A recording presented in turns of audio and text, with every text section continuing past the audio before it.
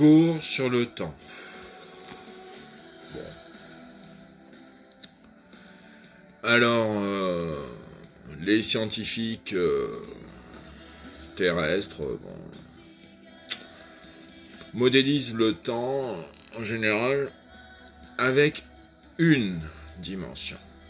Le temps de la matière, tout ça, on le mesure avec des montres, des horloges, des genres de joujoux comme ça. Puis on mesure le temps de façon monodimensionnelle. Bande de couillons. Donc, depuis des lustres, les scientifiques, tout ça, quand ils parlent du temps, ils le font avec une seule variable, une dimension. Et puis ils comprennent pas grand-chose au temps. Et Einstein, il a pondu l'espace-temps, relativité du temps, tout ça. Bon, il commençait à comprendre 2-3 trucs, mais Bergson lui a fait remarquer que ça va pas du tout son truc.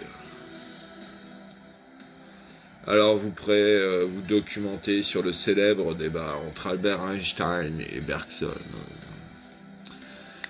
Et Einstein disait oui, moi j'ai raison, je fais des sciences. Toi, Bergson, tu comprends rien. Et ben en fait, c'est l'inverse qui s'est passé. C'est Einstein qui avait tort et Bergson qui avait raison.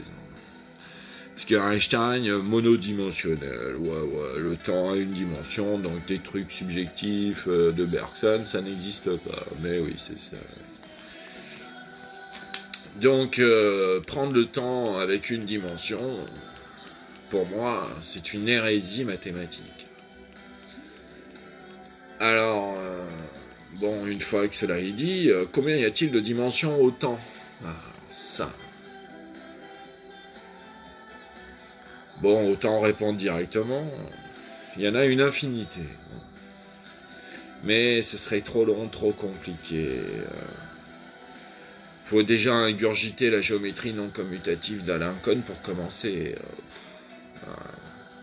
C'est pas donné à tout le monde. Alors, il vous explique que le temps n'est pas intrinsèque, mais extrinsèque, tout ça. Pas simple. Bon, donc, je vais pas vous exposer directement de but en blanc l'infinité de dimensions temporelles. C'est un peu compliqué.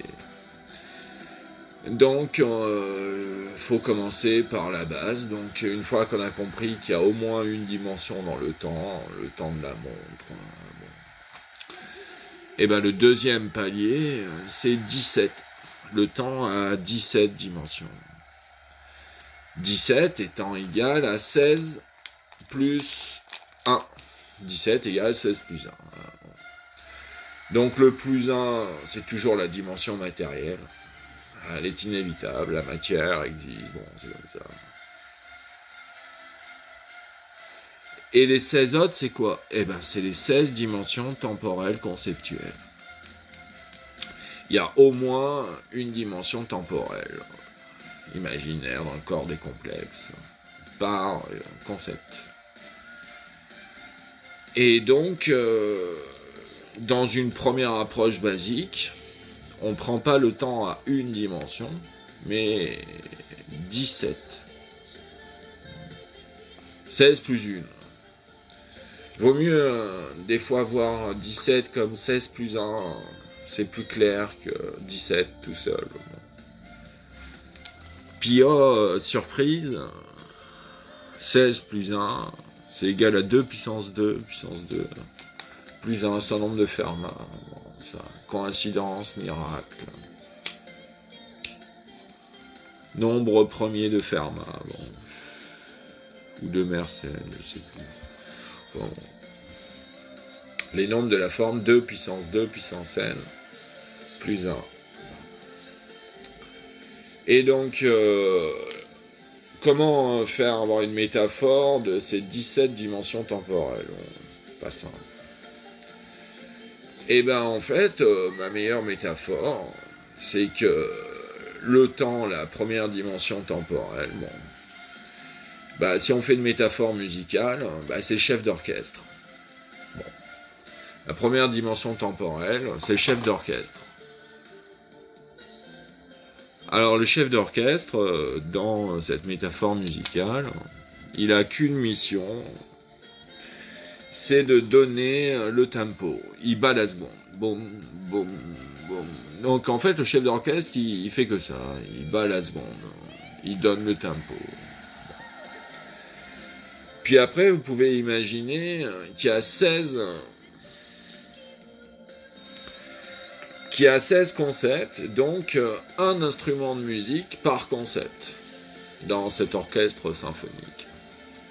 Donc par exemple le bien, je sais pas, la trompette, le mal, la basse, l'amour, le violon, je sais pas, etc. Vous imaginez un instrument de musique spécifique par concept. Alors vous pouvez imaginer celui en fonction de vos goûts, tout ça. Bon, alors vous imaginez, il y a 16 plus 1. 16 plus 1. Un chef d'orchestre, lui, il fait que de donner le tempo, le rythme. Bon. Et après, il y a 16 instruments de musique, tatati, un par concept. Et l'idée, c'est qu'à chaque tempo du chef d'orchestre, de la dimension temporelle, matérielle, les 16 concepts jouent plus ou moins. Et des fois, ils jouent pas. Bon. Et des fois, ils jouent, et puis des fois, ils jouent beaucoup. Ah. Et donc, faut imaginer ça pour le temps. C'est que le temps, c'est comme un orchestre symphonique avec un chef d'orchestre, la dimension matérielle, et 16 instruments de musique. Et l'idée, c'est que pendant la même seconde, plus l'instrument de musique X joue de notes, plus il y aura de transformation dans ce concept pendant cette seconde temporelle du chef d'orchestre. Bon. Alors donnons un exemple personnel. Par exemple, quand j'étais étudiant et que je faisais des exercices en classe, tout ça. Bon. Et ben, au début, je lis la question. Oh. Et donc, bon. Et après, je réfléchis à la question. Bon. Et puis au début, bon, c'est pas facile, tu tournes un peu en rond, tout ça. Alors, quand je faisais des maths, c'est de la science. Donc, il faut imaginer que mon instrument de musique scientifique, il jouait pas mal pendant que je réfléchissais. Puis d'un coup, assez souvent, tac, enfin pour moi en tout cas, j'ai l'étincelle, j'ai la solution du problème. Bon, je réfléchis un peu, puis paf, j'ai la solution. Et là, d'un coup, j'ai toute la problématique qui se résout. Je vois tous les pas de la démonstration. D'un coup, trac. Et donc, il se passe beaucoup d'opérations à cette seconde-là où j'ai l'étincelle. Donc, en fait, mon instrument de musique scientifique joue plus ou moins en fonction du moment, tout ça. C'est pas simple. Et par exemple, bon, quand je suis en soirée romantique avec une femme, bon, et ben là, mon côté mathématique, bon, il n'est pas très évolué, enfin, il n'est pas très intensif quand je suis en relation d'amour. Bon, je fais pas de maths quand j'aime, bon, c'est comme ça. Et donc, faut imaginer que pendant que je suis en soirée romantique, mon instrument de musique de la science, bon, bah, il fait pas grand-chose. En revanche, l'instrument de musique de l'amour, alors là, au taquet, quand je suis en soirée romantique. Et inversement, quand j'enseigne devant mes étudiants, mon instrument de musique de l'amour temporel, tout ça, bon, bah, pas grand-chose. Et celui de la science, allez, Wagner, ou je sais pas quoi, ça y va. Beethoven. Donc, chaque seconde du temps matériel, c'est comme si vous aviez 16 instruments de musique qui donnaient plus ou moins de notes en fonction des événements et de votre état intérieur. Donc le temps est hyper relatif aux événements, à votre état intérieur. Et suivant les secondes du temps matériel, vos 16 instruments de musique ne jouent pas de la même façon. Et donc, vous n'avez pas les mêmes transformations dans chaque concept, pendant cette même seconde temporelle. Bon. Pour commencer, le temps a 17 dimensions. Mais après, dans un cours plus approfondi sur le temps, bon, il y en a une infinité, le temps, de dimensions. Donc le premier palier, c'est bon, le temps a une dimension, le temps de la matière, ah bon, ok. Le deuxième palier, c'est le temps à 17 dimensions. Alors ça, c'est pas simple. Puis le troisième palier, c'est le temps à 16 fois 7 plus 1 dimension. Ça fait 113 si mes souvenirs sont bons. Dimensions. 16 fois 7 plus 1. Pourquoi? Parce que c'est les octonions dans chaque dimension temporelle. Enfin, dans chaque temps conceptuel. Il vaut mieux le modéliser par un octonion, le temps.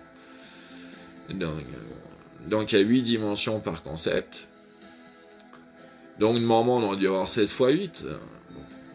Mais le truc, c'est que la première dimension temporelle, c'est la même pour tout le monde. Donc, ou alors, on dit c'est 16 fois 8, 16 concepts, dimension 8, 16 fois 8, moins 7. On a 7 copies identiques, on en a 8 identiques, la dimension réelle. 16, qu'est-ce que je raconte ? Donc 16 fois 8, moins 15, voilà. Des fois je m'y perds mon latin. Donc en fait 16 fois 8, donc il y a 16 fois 8 dimensions temporelles, mais le truc c'est qu'on a 16 concepts et on a répété 16 fois la même dimension temporelle réelle de la matière. Donc ça fait 16 fois 8 moins 15. Bon, bah, 16 fois 8, 80 fois 8, 48, 128, moins 15, 113. Ah oui, voilà, c'était bien ça. Donc, 113 dimensions temporelles au troisième palier de compréhension. Oh, bah. Et oui, parce que le temps n'est ni commutatif, ni associatif. Donc, c'est comme ça. Donc si tu essayes de modéliser le temps avec une algèbre commutative et associative, bah tu n'y arriveras jamais. Tu comprendras rien, ou alors que des petites approximations. Donc il vaut mieux faire le deuxième palier pour commencer. Le temps a 17 dimensions, donc 16 plus 1. 16 concepts et une dimension de la matière. Bon, c'est comme ça. Et puis humainement, on le ressent bien. Des fois, il y a des secondes où on a l'impression que le temps, c'est tortue. Et puis des fois, on a des secondes où c'est Speedy Gonzales. Où, enfin, tout être humain, bon, d'un certain âge, au moins qu'il ait vécu 2-3 trucs, quoi. Bah, il a vécu des expériences, des fois, il se dit, oh bah dis donc, le temps... Pas simple, hein. Des fois, des secondes me fait chier, des fois, des secondes, c'est l'euphorie. C'est pas monodimensionnel. C'est comme ça. Donc, faut commencer à comprendre le temps à 17 dimensions. 16 plus 1.